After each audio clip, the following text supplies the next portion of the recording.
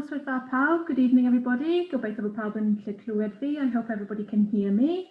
Croeso I webinar ni heno, beth dyle fod yn noson cyn sioe Sir Benfro.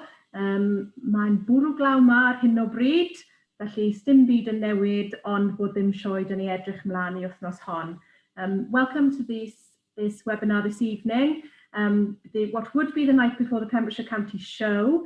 It's raining here at the moment, which is pretty usual, I think, for the week of the show, except that we don't have the show itself to look forward to. My name is Rhiannon James. I'm the North Pembrokeshire Development Officer for Farming Connect. We're hosting this meeting this evening on behalf of the county show. Finally, before I hand over to Stephen, we do have a short video from Leslie Griffiths. You may have seen it popping up during the introduction there, and I'd like to play that now before handing over to Stephen for the webinar. Hello, and thank you for inviting me to speak at this year's virtual Pembrokeshire show. The show, like so many other Welsh cultural celebrations, will be very much missed this year. However, this online event is a great chance to get together.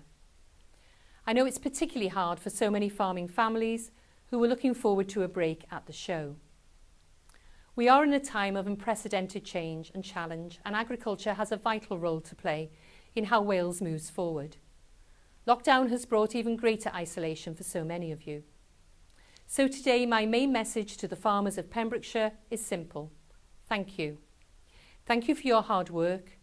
Thank you for your heroic contribution to our food supply. And thank you for protecting our environment. Farming is the beating heart of rural communities in Pembrokeshire and across so much of Wales now more than ever. And the Welsh Government is proud to support Wales's farmers in these difficult times. We have been able to introduce new measures to help with flexible deadlines for your BPS, our dairy support scheme, campaigns to encourage people to buy local and appreciate Welsh red meat, and much more. We want to bolster our rural economy, safeguard food security and support our primary food producers. We are committed to a strong, vibrant food and farming sector with a global reputation for excellence, with environmentally and socially responsible supply chains. Your views are important to us, and I hope you will all respond to our consultation on simplifying agricultural support from 2021, which is on our website from now until October. We have a unique opportunity to put in place bespoke Welsh policy which delivers for our economy, society and natural environment. As Wales recovers from the COVID-19 crisis, we will make sure our recovery protects the health of our nation, safeguards our environment and helps our rural economy to recover and flourish. The Welsh Government wants to work with our farmers to create a Wales we all want to live in now and in the future. 2020 has so far been an extremely challenging year, and Welsh farmers have been hugely affected. I am proud of the resilience you have shown in responding to these difficulties. With the looming EU transition and the threat of a no-deal departure, alongside our ongoing response to climate change, we must look for opportunities within challenges. We have shown we can pull together to protect our food supply, our environment and each other. Our next challenge is to redouble our efforts to collectively lock in these changes to our ways of life to sustain the benefits. We have seen a truly Team Wales approach to COVID-19, and we must build on this to ensure a lasting green recovery. Diolch.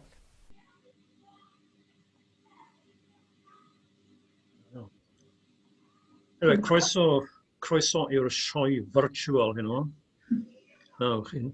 We're welcoming you all to our virtual show. It's the second event we've had for the 2020 show. Obviously, the show proper can't go on because of COVID-19, but we have last night had a service which was a virtual service. We would normally have had a service on the Sunday night in the pavilion, but instead we had one virtually. Reverend Hugh George actually put it together quite cleverly. He did the sermon as well, so I thank him for doing all that, and it was all the hard work. He drove around the county to put it all together. It is still available to see if you go to the Pembrokeshire Agricultural Society's website. or go to the Facebook page, you will find it there, and it can be viewed at your leisure. The same as this event can be viewed by others as well. If they haven't tuned in tonight, they can hear it as we were told at the beginning, it's being recorded for that reason, really. Before I say anything else, I'd like to mention the fact that Dennis Reed, one of our former presidents, a recent president, is currently in hospital with complications after a hip operation. And we wish Dennis a speedy recovery. He's always the life and soul of Pembrokeshire Show, with his anecdotes and his stories, keeping us amused. And we wouldn't have seen him this year anyway because of the situation. So being in hospital at this situation it can be at a worse time, really, because of the limits on visitors to come and see him. And so I hope if Dennis not tuning in tonight, that he gets to hear this event, and we do wish you very well and a speedy recovery, Dennis. So, but both Joyce and I are very sad, really, that the 2020 county show hasn't happened this year. To us here, it's as important as Christmas. We only do the essential work during the county show week, because we most certainly go the 3 days, spend as much time as we can at the show. So it is a very much part of our calendar, and is missed this year. But we look forward to it happening next year, as I'm sure it will. And of course, it's not just us in the Pembrokeshire County show that's being impacted. It's all the local shows, really. I've been very involved with the Clonderwin show. I've helped out with Martel Twy and Fishguard shows in the past as well, and they've also got a hole in their calendar. I was asked to judge at the Pembroke show earlier this year, and of course that isn't happening either. Nor is Cardigan, Nevin and Hayescastle, but we wish them all well, and I know they, like us, are disappointed that they, because a lot of this work has been done before lockdown appeared, or before COVID-19, not all the preparation work for these shows. So the hard work has gone into it, but hopefully we'll be back there next year. The Pembrokeshire show has had a history has crossed the 200-year mark by many years now, and has seen a number of pandemics, the Spanish flu, 200+ year history. It's seen through 2 world wars, and it's seen things like foot and mouth, but it's seen through them all, and it's come out on the other side. So it will come out next year, and we will look forward to seeing you all in the 2021 show. What does amaze me, mind you, in what's happening with COVID-19 is how the country has kept going, really, and this is a good example tonight. We're using this Zoom platform that's been allowed through Farming Connect, and things like Farming Connect have managed to keep farmers engaged through this platform. I've attended a number of webinars as this one is tonight, found them very useful, and of course it does mean that the webinar the subject might be based in North Wales, but you don't have to travel any distance. So there are some bonuses in this sort of event. I'm sure some of the others taking part in the panel can comment on the fact that their meetings have been simpler and easier this year. But it is important that we have face-to-face engagement as well, and that's a critical thing of what the show is, and that's exactly what this show does, doesn't it? Lots of people would meet friends at the county show that they haven't seen since last year, particularly friends that may have moved out, they may have married and moved out of the area. They tend to come back, and it's a great place to meet family and friends. So that's the part of this disease that is causing those issues, isn't it? And as I said, visiting in hospitals and all that impacts on, and so many weddings and things have been cancelled this year along. So we're not the only ones that are suffering, really. Anyway, tonight is going to take the form of a panel, and we've got 4 distinguished members of our panel, and in no particular order, I'll introduce first of all our ambassador for, well, she would have been ambassador for the 2020 show, but she will now be the ambassador for the 2021 show. That's Angharad Edwards. Angharad is a member of the Llysefran Young Farmers, and she was the rally queen at the 2019 YFC rally held on the showground. Of course, they haven't had a rally this year, therefore they haven't got a rally queen. So she is the sitting tenant. So, and she's also a part of the Fermio team as well in putting the Fermio program, which again has gone on right through this pandemic. So well done to them.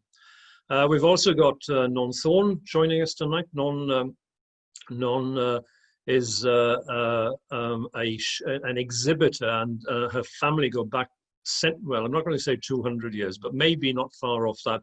You know, many generations before Non of the Thorne family have shown their Herefords at the county show and been very successful. And of course, they've shown them all over the country, really. So Non would be very busy on the Monday night before the show on Tuesday, shampooing and preparing and washing those whites to make sure they're absolutely perfect for the show on the Tuesday morning. So I'm sure she's missing that bit of excitement as well. We've also got Claire Morgan joining us, and Claire has a long history with, or family history with the show as well. Her parents have stewarded for many years in the Pembrokeshire County Show, and of course Claire herself has. But the reason Claire is here tonight, she's currently the chair of Pembrokeshire NFU, and she's representing the unions tonight, and the fact that they're missing an opportunity for lobbying various bodies and meetings that I know from experience that the unions have many meetings over the show period, and I'm sure she's missing that opportunity as well, and that's what we can discuss later. And finally, then the gentleman that's joined us, it's very much just the two us fellas involved tonight, but that I think that's a sign of the times, Hugh, isn't it? It's a sign of the times. But anyway, Hugh Thomas is, of course, managing director of Puffin Produce.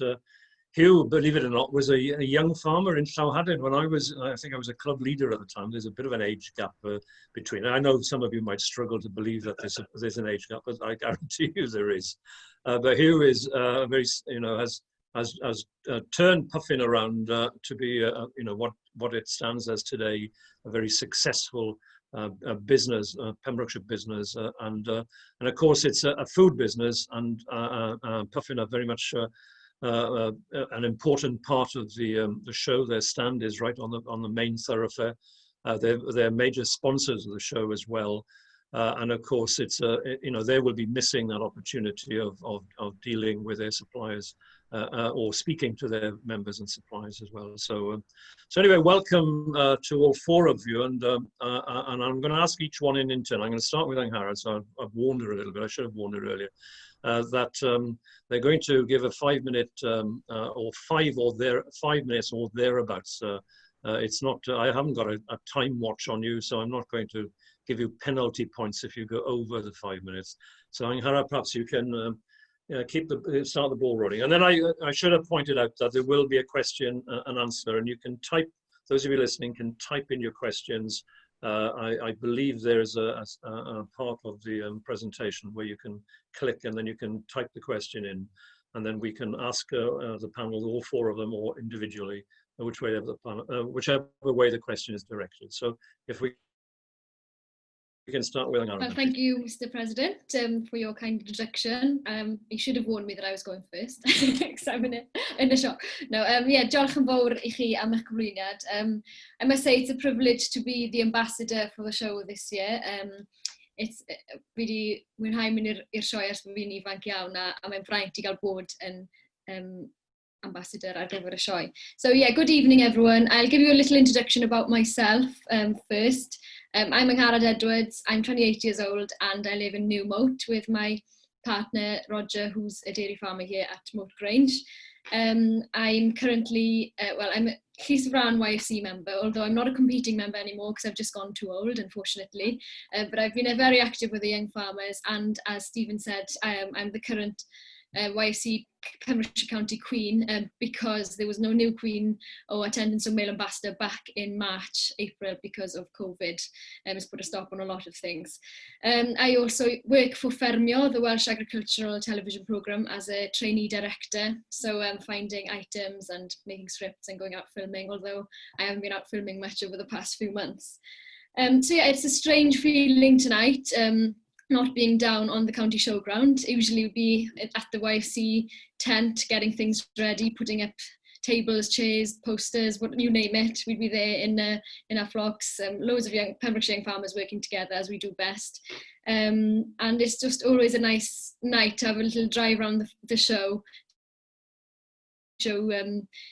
exciting vibes. It's like, as Stephen said, it's like Christmas Eve and the night before the show. It's so exciting, just the same as the night before the rally with the young farmers.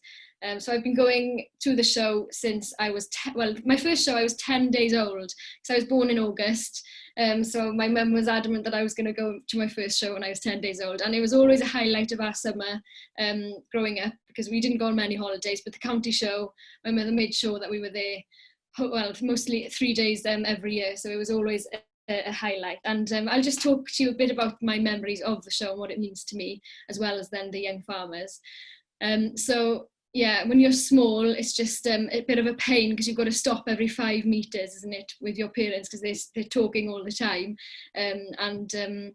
When you get a bit older, then you can walk around by yourself. That's when you knew you'd made it. You were old enough to walk around with your friends, and you were really cool then. And you'd go to find the fair, find the sweet shops, the frozen yogurt, and go around the food hall and get as many tasters, free things as you could. Those are my memories of growing up. And your friends were always there, so it was great to see them in the summer holidays. And then getting a bit older, then get a chance to work at the show. I remember working with S4C, handing out leaflets one year, working a few years at the food hall with Preseli Bluestone meats with the sausages on the stick. They're always a highlight. And also I was lucky to get a chance to present an item for Ffermio 4 years ago on the Pembrokeshire show, and I was actually interviewing Non and Iono there. That was a great experience, as well as the Pembrokeshire businesses as well, so that was great.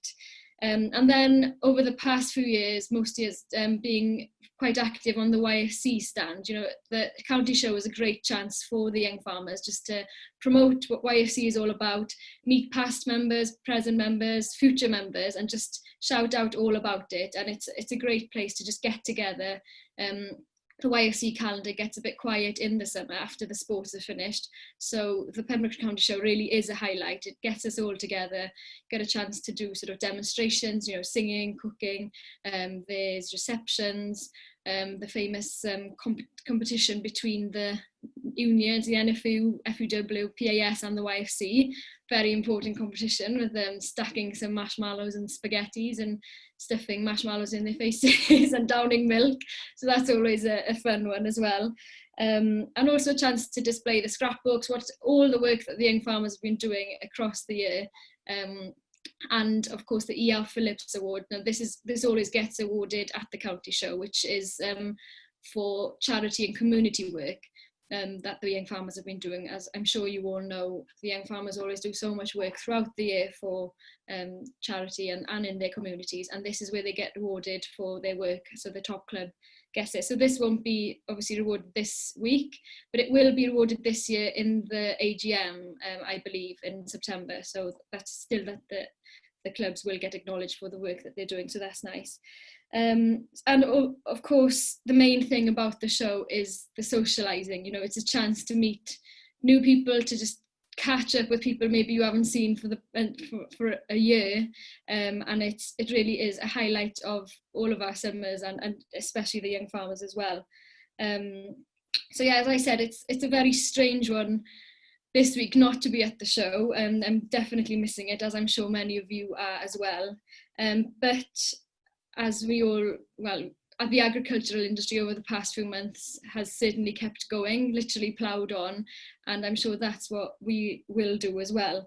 As an ambassador, I'm really looking forward to working this year with the Pembrokeshire Agricultural Society, promoting agriculture, because it's a truly amazing industry, and especially in Pembrokeshire, we've got amazing stock, produce, businesses, as we always see at the show, and it's just a great chance to showcase all of this within our county, and we've really got a special county and a special show as well. I'm looking forward to working with Mr. James and Mrs. James for to promote agriculture, hopefully with school children, and whatever we'll get a chance to do. Maybe events will be smaller, we don't know really, but I'm certain that we will get on with it. And as Reverend Hugh George said last night, you know, with positive attitude, a good attitude, and strength, isn't it? PAS. I liked that sermon last night, the meditation. We will get through it, and we've got to be positive, and I'm really looking forward to the year ahead. So diolch yn fawr iawn I chi am wrando. Just over. Diolch I ti, Angharad, am y geiriau caredig na. Yes, thanks, Angharad. And Angharad just reminded me that it would have been, had it been a normal year, Joyce, myself, her and Roger would have gone to the Tinahely show, because the Pembrokeshire show is twinned with the Irish show Tinahely in Ireland, believe it or not, and that would have happened at the beginning, it's on their bank holiday Monday at the beginning of August, so we've missed out on that as well, but I'm sure we'll get that next year. So I'll move on to Hugh now to follow on from Angharad. And representing the food industry, as I said earlier. Thank you, Stephen. I think the main thing I'll do is echo exactly what Angharad has just said. It's just fond memories of the Pembrokeshire show from as early as I can remember. Growing up as a farmer's son in Narberth. As Angharad said, walking 5 meters at a time before you had to stand there for half an hour listening to a conversation you didn't understand is definitely something I remember, But I suppose, coming to Puffin, I've been the MD of Puffin now for about 10 years, and, we've almost probably increased our kind of role in the show over those years. It's become a real social event, for our group, for our growers, for the landlords our growers rent off, and all our kind of business partners in the county. I think probably most of you would know on this webinar that our bar sees a bit of action most of the nights, which is again a kind of part of our kind of ethics of being a kind of family company and having a bit of fun, work hard and play hard at the same time. So I suppose our tent in the show is 90% social, but a bit of business does happen as well. I think one of the things I do remember is about 8 years ago, the deal was made to launch Blaseteer into Tesco's in the county show. The then Tesco regional buyer, a guy called Mark Grant, was at the show, and had heard of our product and had seen us. And the final kind of commercial negotiation was done in a tent in the show, and we launched a number of months later. So so a bit of business as well. It's obviously right in the middle of the potato season as well, so our farmers are very keen to chat and what's happening in the market, and lots of discussions about the weather and harvesting conditions and these type of things. So it's a very good chance to stand and have a drink at the bar with our growers and talk about what they're doing in their business and what the Puffin are doing here on this site. It's these joint business plans that we run with our growers, where we both kind of look at each other's investments to make our supply chain as efficient as we can, to make ourselves as competitive as we can. These are the type of conversations that always go a lot better, in a more informal environment. So it's the show is an important part for us, really. As far as Puffin itself, we've continued to grow over the last couple of years. We've got about 170 staff on our site here at the top of Withybush Road. We've got a turnover of about 28-30 million now, and we've been very lucky through the pandemic. We are a business that primarily serves the major retailers, and they've all been very busy. We're lucky. A lot of people in our sector, serve the food service sector, the middle ground, and they've really struggled. And my heart goes out to those businesses. But I suppose our current run rate is about 25% more than normal, as people are not going out to eat and they're buying potatoes and vegetables in the supermarket and taking them home and cooking them at home. So, we've been very busy over the last couple of months. The team has worked hard here, trying to keep all our people as safe as we can and doing as much as we can. So, it's been a trying period, but the team here has really performed, and we're all proud of that. I suppose the last thing I've kind of written down is our future plans. Puffin has continued to expand. We've expanded in the last couple of years from perhaps just 100 acres of other veg, as we call it, non-potatoes, kind of things like leeks and cauliflowers, etc. We're up at about 700 or 800 acres of those veg this year, and we hope to double that over the next 2 or 3 years, while continuing to increase the potatoes. You know, the next step for the business then is to start to add value to those products, things like a chip line and these type of things are things that we're working on now to try and get going. So we want to keep growing the business, and much Pembrokeshire grown agricultural products going through the business as we can, adding value to it. We're working in partnership with the County Council and the Welsh Government to develop the food park concept, which some of you may have seen in the press.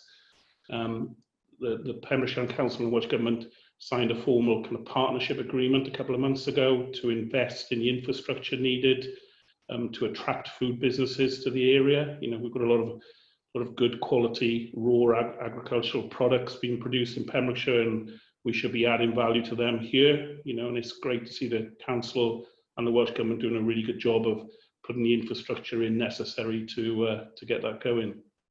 So yeah, I think that's it, Stephen.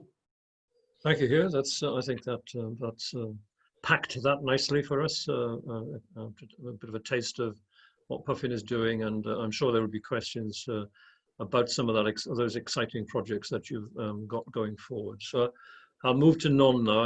I'm going around my screen. It might not necessarily be the screen that others are looking at, but Non, as I said earlier, would have been shampooing those Herefords at this very moment. So here she is, all for us, 100% attention devoted to us tonight. Thank you, Non. Good evening, everyone. Thank you very much for the kind introduction, and of course the opportunity to be part of the Pembrokeshire Show webinar this evening.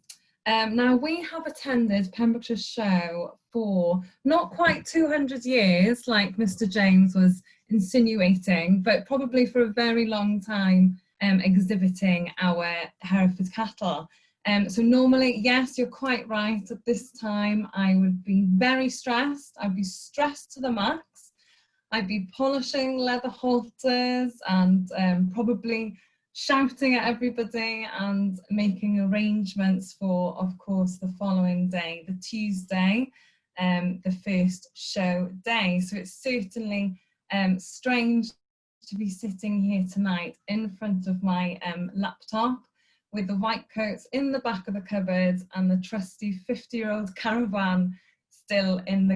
So yeah, so I mean, we travel quite a bit with showing with the cattle. So during the summer, so we'd go to Three Counties show in Malvern, the Royal Welsh.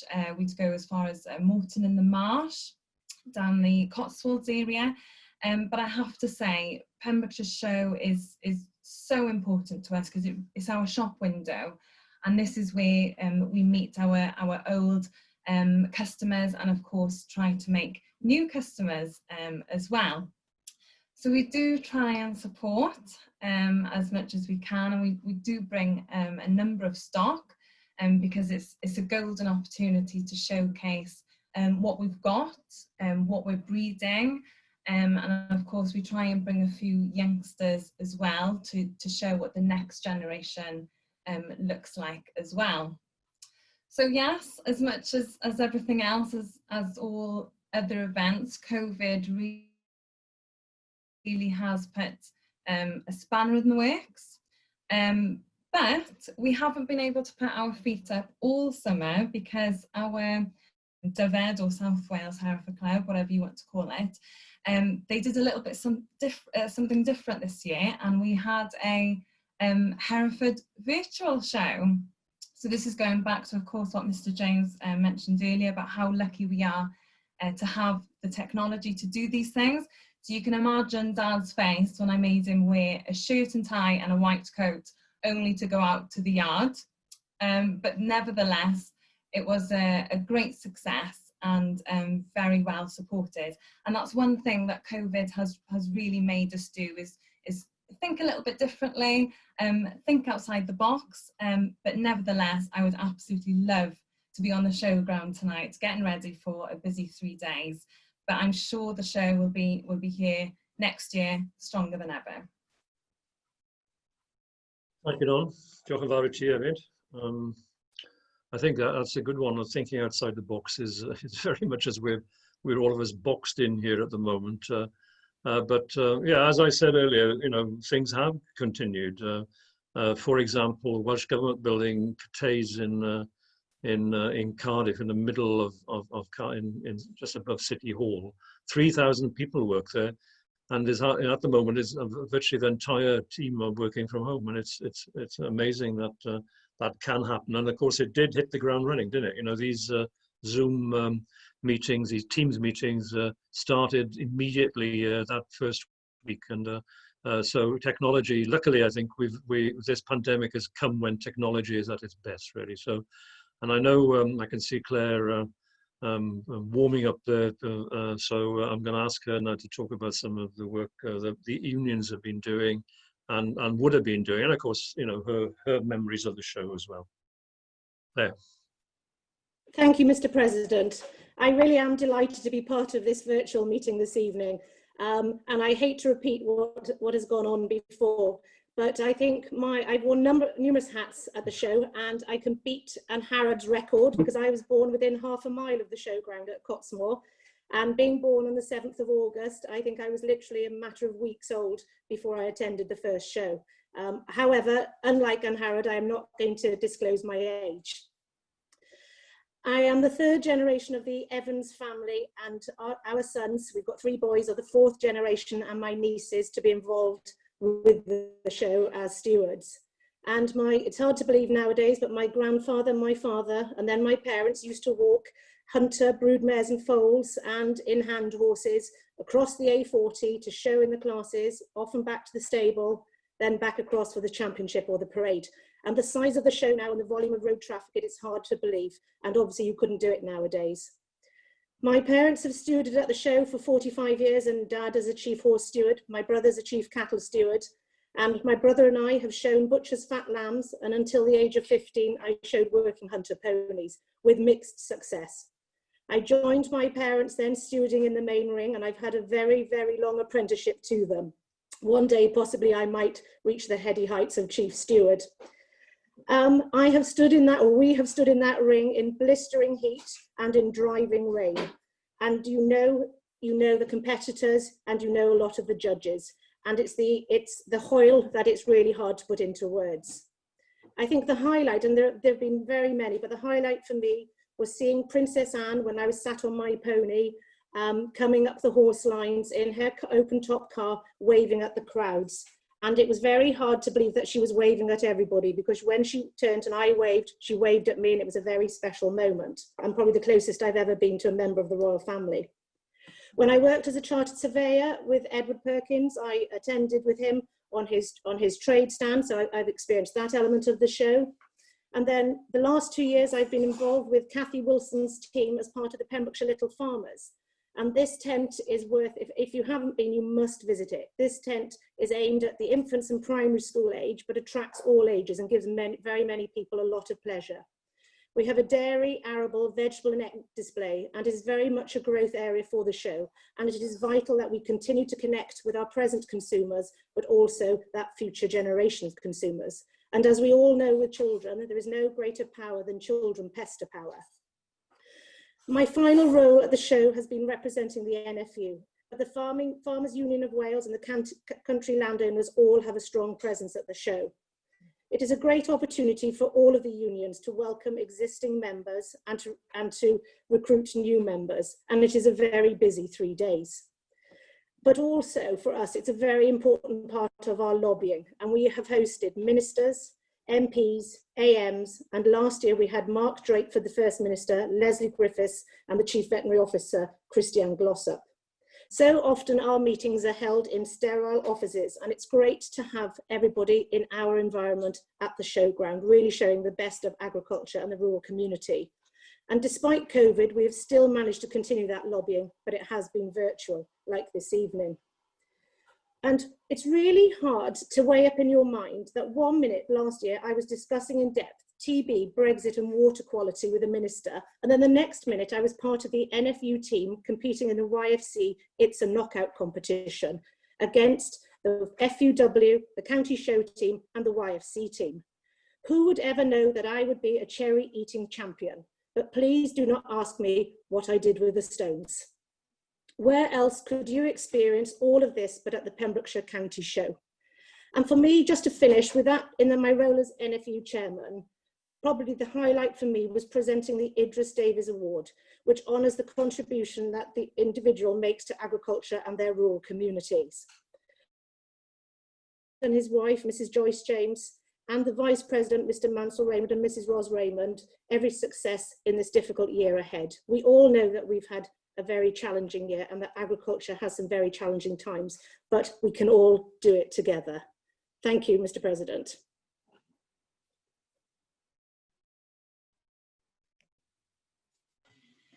Stephen, your microphone is on mute. Sorry. I muted in case I disturbed. Some noise came from somewhere that I couldn't control. But anyway, we'll talk about that now. It was interesting. Both Harad and Claire mentioned the fact that they'd been very young attending the show in 10 days old or whatever. It would have happened here as well. Alice, my only daughter, has just given birth to a little girl called Mally Harve, so she would have been in the 2020 show. I think she might have been 14 days as opposed to 10, but she would have had that same experience. But I guess next year she'll be in her posh frocks and she might even be walking around the show, suffering those conversations that Harad and Hugh have talked about. So yes, that's the great thing about the show, isn't it? It is going to be a big hole in our calendar this year, and as I said, the other local shows. But I would like to mention, Claire mentioned some of the lobbying things, and one of the things she touched on was TV, and of course, Philip, Sharon, Stewart, and Vicky Williams from Lewison are currently under TB restrictions, having, from what I gather, lost quite a large percentage of their prize-winning Ayrshire and Brown Swiss herd. So we do feel for them, and Claire mentioned the schools and the young events that happen around the show, and Stuart did exactly that last year as well, set up, because he wasn't able to show, he was under TB restrictions last year, he couldn't show, so he set up a petting area, with all these different variety of animals down by the where the Lely robot milker was the previous year. So it was good, and we do feel for them and many other farmers that are currently under TB restrictions. It is one of those diseases that is impacted terribly on Pembrokeshire and West Carmarthen. So we again wish them a speedy recovery out of TB. So Hugh touched upon his food park, and I'm quite excited about this idea of having a food park, and you talked about chipping, and I assume mashing potatoes as well in it, because pre-prepared foods are very popular in all homes. Even those established ones that have their Sunday roast still like some of those prepared foods. Are there other veg and whatever that can be grown in Pembrokeshire here? Yeah, I would say, most things can get grown in Pembrokeshire, as you know, Stephen. We've got good land in Pembrokeshire. I know we get a lot of winter rain, so products that are grown in the ground and harvested over the winter, like carrots and these sort of things, will be more difficult. But the things like brassicas, collies, cabbages, leeks that grow above the ground, and we can get into the fields to harvest all year round. There's loads of potential in Pembrokeshire, and as you say, kind of adding value to products, Stephen. The kind of prepared veg categories within the major supermarkets is increasing by at least 10% per year, whereas we've seen long-term decline in a lot of the other veg sectors. As people are eating rices and pastas and these sort of things, they've been moving away slowly from potatoes. But it's capturing that market again. I think there's a lot of opportunities. I think one of the questions asked tonight has been, can we monopolise on the boom for local food that's been seen in the last 6 months? And I think the answer to that is definitely yes. I think people are looking where their food comes from. You know, that even the supermarkets now are changing their attitude. They're looking for a more resilient supply. So instead of having all of their production with one big processor in one spot in the country, now they can see the risk of that now, especially if those sites are closed down through COVID, or the, you know, the weather and the floods and these type of things that we've had in recent years. The supermarkets are looking to spread their risk and put things like veg production, especially things like cauliflower, in a number of people's hands. So I think there's loads of potential for Pembrokeshire to step back into that space, you know, and grow these crops down here. Yeah, perhaps I include Claire in this. You know, we've seen, you know, one of the issues we've got at the moment, and Leslie Griffiths touched upon it in her comments about, you know, we've got Brexit is happening on the 31st of December this year. We could well leave without a no deal, you know, at the moment, because COVID-19 is most certainly complicating the trade talks that are going on. We could end up without a trade deal, and we do fear products produced elsewhere in the world for lower standards, don't we, Claire? But you know, that message, I think, from Hugh is quite a powerful one, that the retailers can see the benefits, particularly in a situation like we've been in the last 6 months, in locally produced food that's safe and available, isn't it, Claire? Yes, Stephen, thank you. Yes, I welcomed the Minister's comments. It is frustrating when you can't respond to some of them, but that's the nature of the evening. Of course, if we have if we don't end up with a deal, and everybody is sort of fingers crossed and optimistic that we have an 11th hour deal, but if we don't, we are going to have to look at alternatives. And obviously, you know, this veg production is going to be a growth market for Pembrokeshire.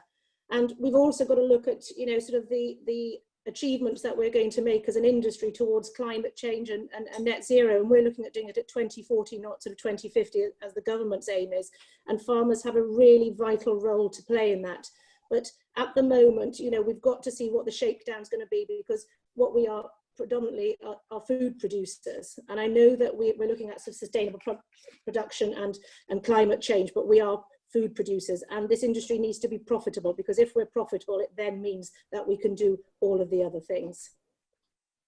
Is that message getting through to retailers, Hugh? That's the big question, I guess, because you're the one dealing with them on a daily basis.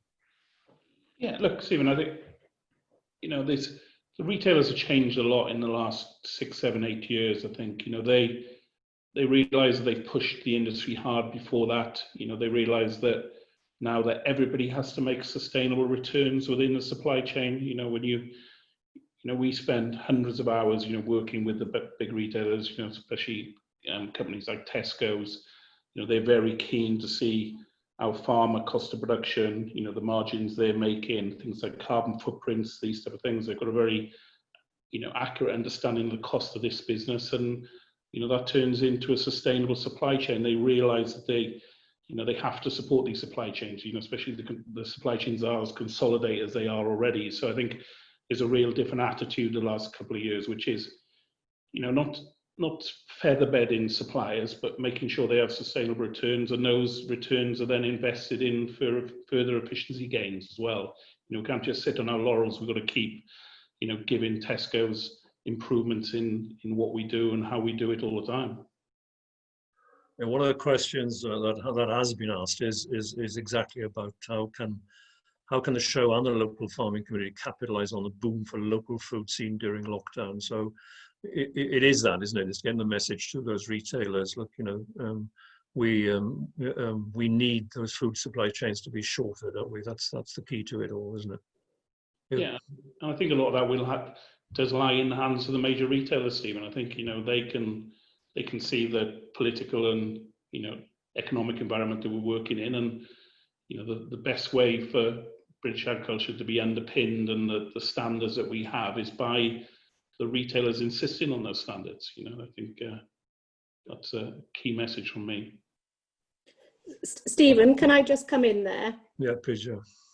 We can see with the recent lobbying that the unions have done with regard to the Trade Commission, consumers really do care about where their food comes from. And, you know, we've now, as a result of that lobbying, got a sort of trade commission in place. And, it's got a long way to go, but it is a starting position. And the consumer is really interested in where her food comes from. And as we saw when there were the cows on tour last year in Pembrokeshire, the uptake with sort of school children and the interest there, and you were going to hold an event at the showground this year, which unfortunately had to be postponed. But I think that has got to be the way forward. And the minister has said, you know, that everybody has thanked for those supply chains going for some farmers under very difficult conditions when they've had perhaps difficult contracts. But the retailers are starting to sort of really recognise. We've got at the moment, you know, we've got the dairy consultation out, which they're going to be part of, and we've also got the dairy bull calf scheme that they're going to be part. Well, the whole food chain is going to be part of what to do with bull calves. So there is definitely a change of feel, and hopefully, you know, governments will recognise that food security is vitally important. Thank you. I think, Claire, it's Friday this week, isn't it? If we relied entirely on British food, it's on Friday that we'd run out of food. So obviously imports are still important, but you can imagine if we produce less, that date would go further and further back, and then we'd be relying heavily on imported products of a lower standard, wouldn't we? Can I move on then? One of the questions asked is, you know, and I'll go to non this time, because can the show bounce back after COVID-19? A bit of a challenging question, I guess, for non, but she's been part of it for some time. Claire touched on one of the events that we were talking about. We'd had organised for the middle of June, the 10th and 11th of June. Was school. We'd invited every primary school year. I can't remember which year it was now. It was the sort of 8 to 10 year olds group to the show, and we were going to have over 2,000 pupils come to that event on the showground over 2 days, and well over 200 teachers were going to join. So that could be the way. Non, do you think, to keep the show in people's minds? I'm putting words into your mouth a little bit, but we'll go. What do you think, Non? No, not at all. Can the show bounce back? Well, to be honest with you, I don't think it has much choice. It has to bounce back. I mean, agriculture is so volatile. We're used to this volatility. We tackled BSE, TB, foot and mouth, plummeting prices, extreme weather events. We're used to it. So we're only going to try. We can only do what we can and think outside the box. So yes, definitely involving schools, using social media platforms. You know, we just have to basically take these things to our advantage so that we've got a stronger and better show next year. And Harald, what do you think? You're an ambassador. You talked. I think a show is all about sort of showcasing the best of agriculture, stock, produce. You've got to remember what it's actually about, and even if it comes back in a different form, in a smaller form or whatever, however, we will still be here promoting agriculture, showing the best of. Well, we've got a great industry here in Pembrokeshire, and in one way or another that will happen. It's got to happen, isn't it? And as Non said, we'll all still be here. So yeah, definitely. Yeah, and well, another question that's around the same idea really was what more can the show do to promote farming to the wider general public? That he was touched on the retailers. Obviously, that's he and his team are talking to the retailers at all. But of course, we've got the food hall, haven't we? And each one of those is engaging with the wider general public, and hopefully that's one of the things. Are there other ways, Ingara, that we can promote farming to that wider general public? The obvious one is social media, isn't it? Because everyone's got a phone or a laptop in their homes or anything, and you can get to homes. You don't have to have big events to promote the show, the society and the industry. And there's definitely, the show's doing a great job on the social media at the moment, but of course there's always more that you can do, and perhaps give power to other people to promote what they're doing on their farms and what they're doing in their businesses, and that's how you can get to people's lives, really, isn't it? Yeah, well, one of the things that happens across the country is that this Open Farm Sunday, we don't do it so much in West Wales because we tend to not have the populations they have further inland.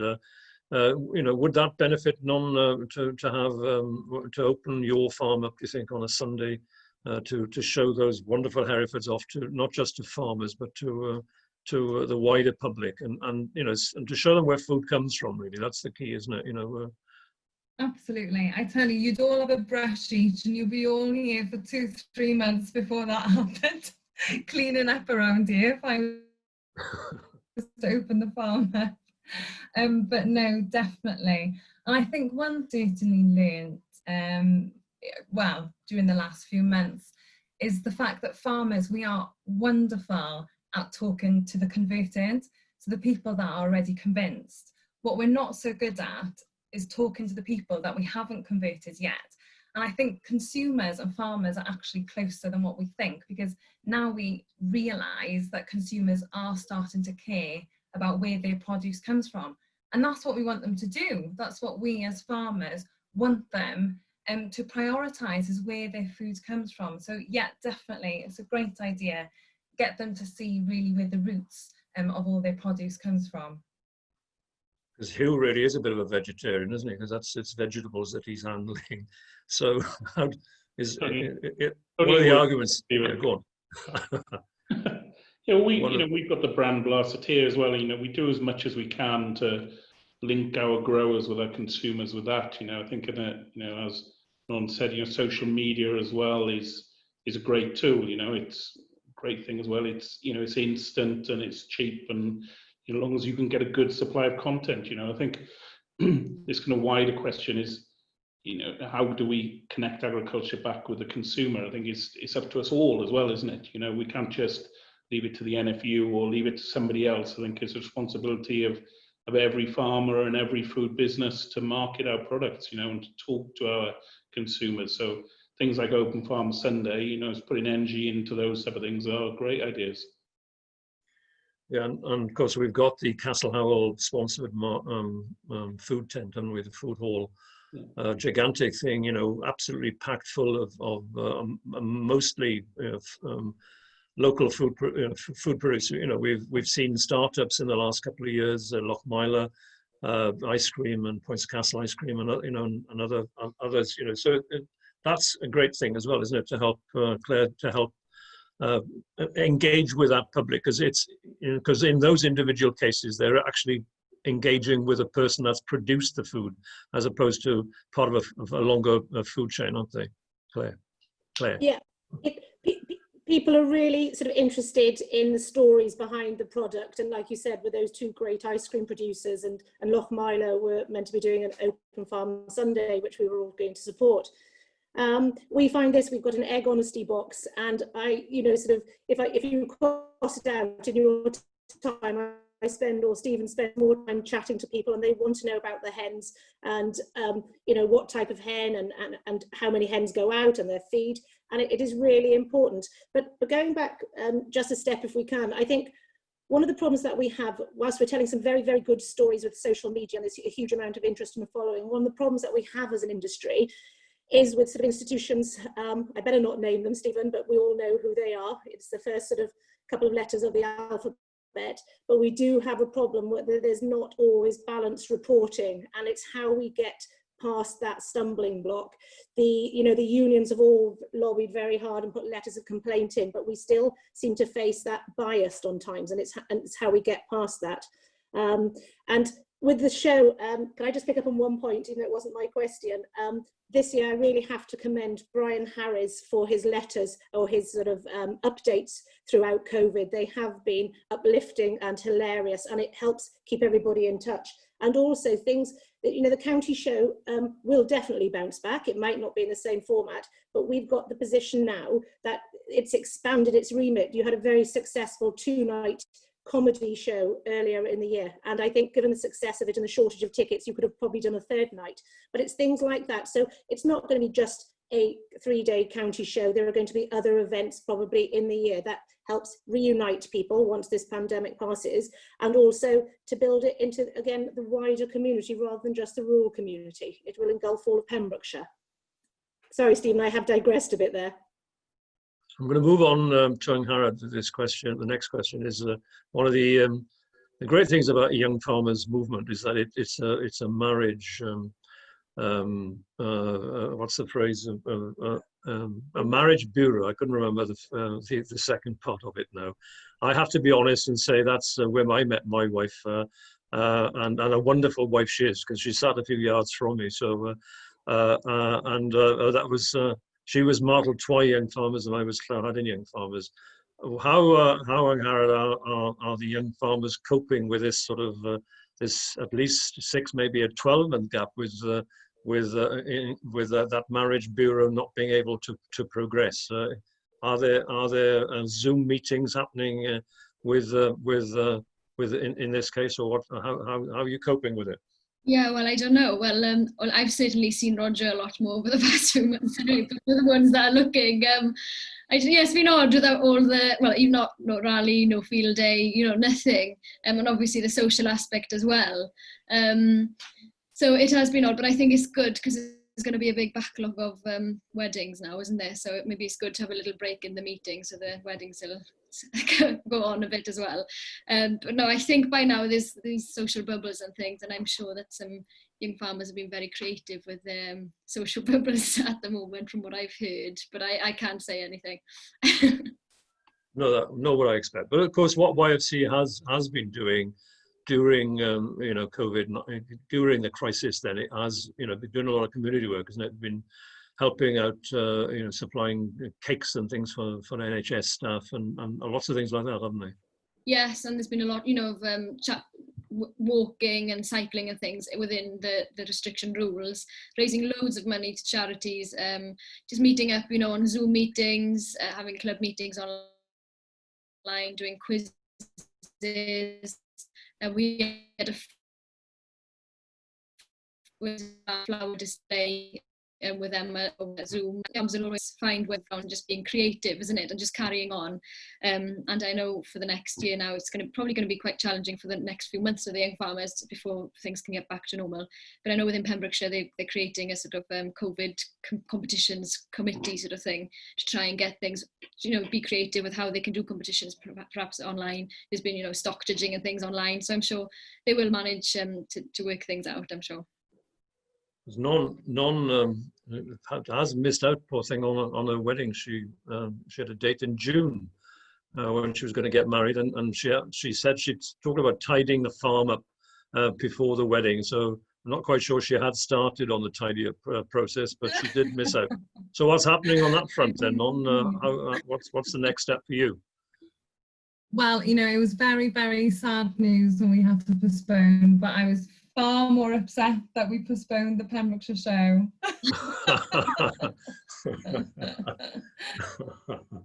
Anyway, I'm sure it's going to happen next year. You're looking plenty forward. Of time. Yeah, you can do it. And, yeah.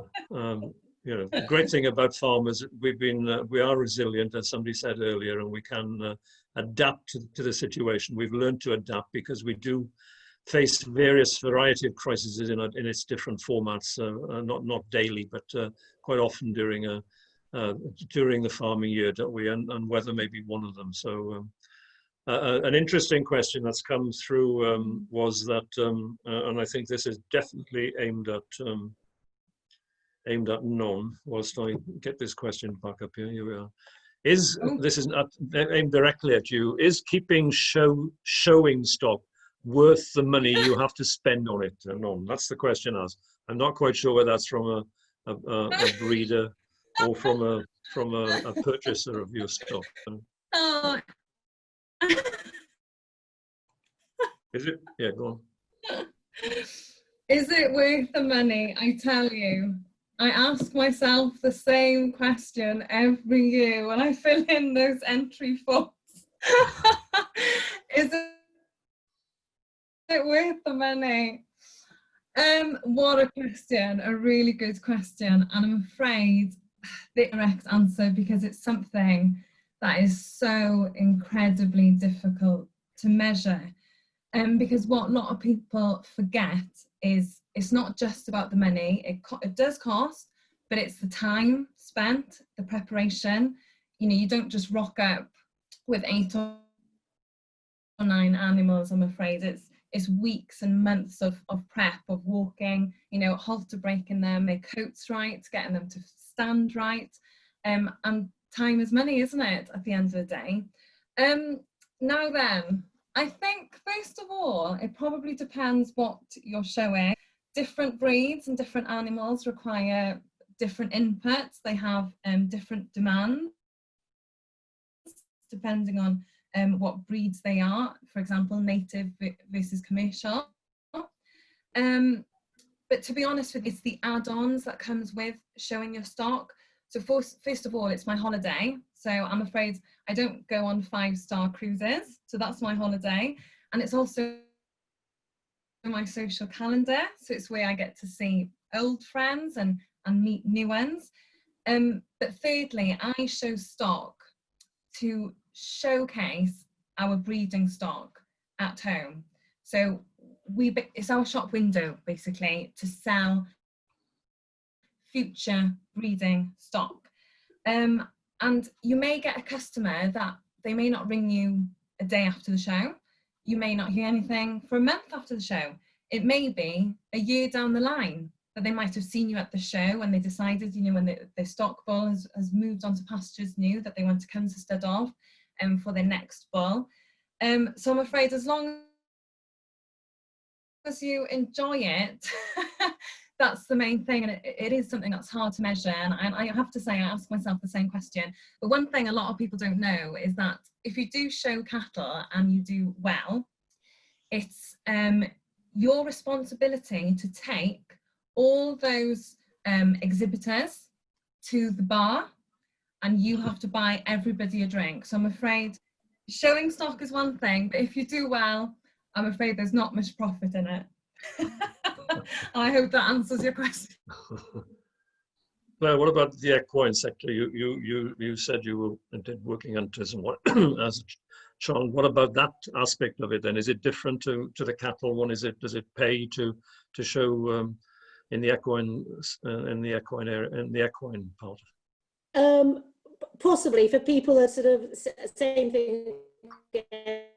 Sort of brood mares breeding and send ponies on and trading in horses, but for the majority of people it is their pleasure and it is their hobby. And as Non rightly says, a lot of people don't go on holidays, and this you know, the county show or the Royal Welsh show, they take their caravan and that is their holiday, and that's how they spend their time.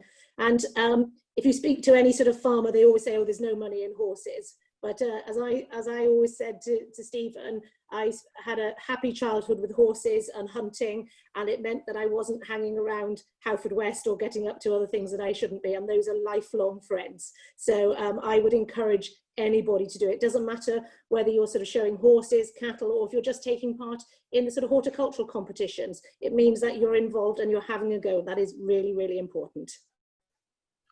Yes, we've even got a horse here at the moment. My eldest granddaughter Lily's got one, so maybe it's been a good year not to have shows. I think she might keep on her father's side a bit better. What about you?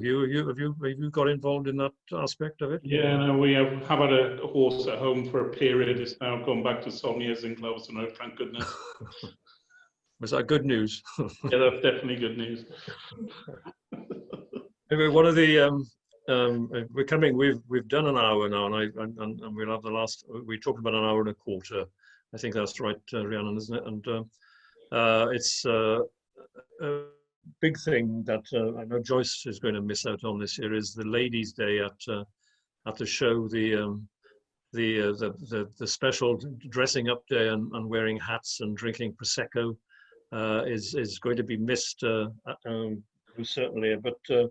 She is proud to announce that there is going to be an event, which is, it's going to be online, obviously. It's going to be, she's expecting all the ladies that would have been involved in the 2020 show to put on a hat in whatever situation that they might find themselves, whether it's the milking parlour, the kitchen, the garden, riding a horse, whatever.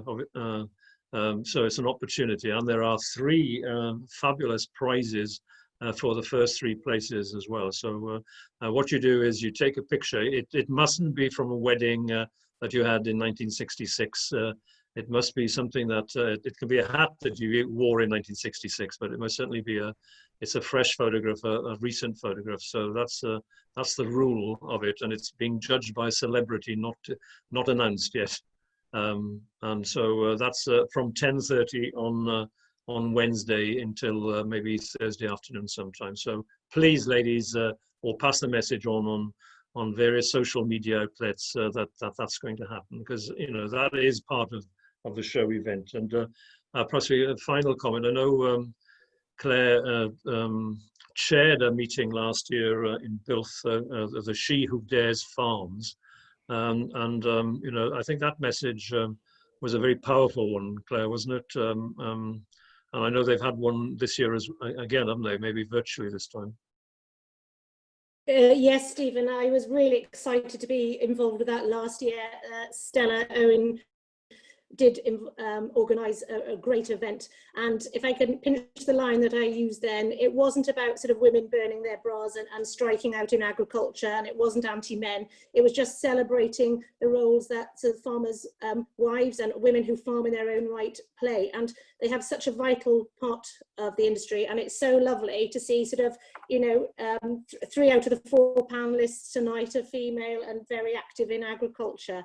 And we really want young, dynamic people, male and female, because this industry is fed by that next generation of enthusiasm. But it was lovely to see, and Delith Robinson did a great job of chairing the other day, and to all the speakers. And the one speaker that really stuck with me, I can't remember her name, sorry, but was the dairy farmer from Scotland. And she had a super line, and if I quote her correctly, it was, if you're not by my side assisting me, you're in my way. And I thought that was absolutely great. So so it's great to see, and it was open to all ages, and it was a great event to be involved with.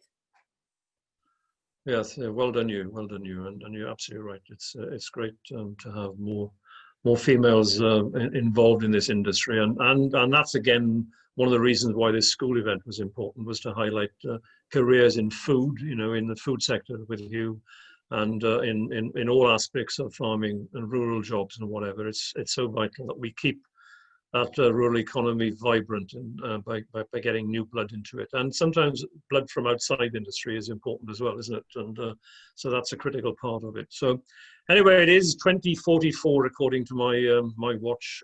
So it's a good opportunity to thank all 4 panelists, Hugh, Angarad, Claire and Non, for joining us tonight, and covering, we said all along it wasn't going to be a heavy political event, and normally Farming Connect would have a very technical event, but this is a bit of a social event because we haven't had the 2020 county show.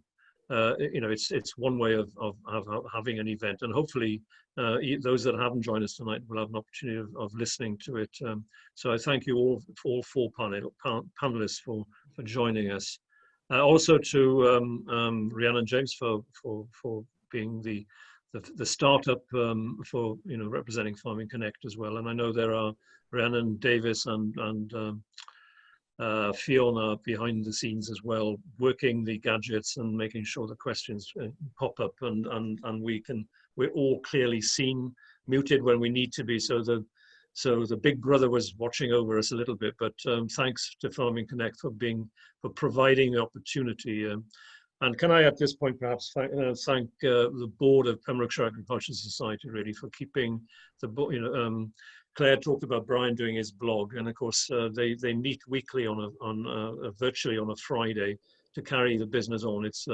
It is Pembrokeshire Agricultural Society has become a very big business. A lot of money is involved in it, and they've managed to keep it going, and I know they will keep it going till the 2021 show. So we look forward to seeing everybody at that show. But there are other events, as I said. Keep in touch. Watch out for our Facebook page and our website to see what other events are on during this lockdown, or this COVID period. Isn't lockdown anymore, is it? But it's this COVID period. So again, thank you all for joining us, and good night to you all. Thank you. Diolch. Thank you, Mr. President. Diolch.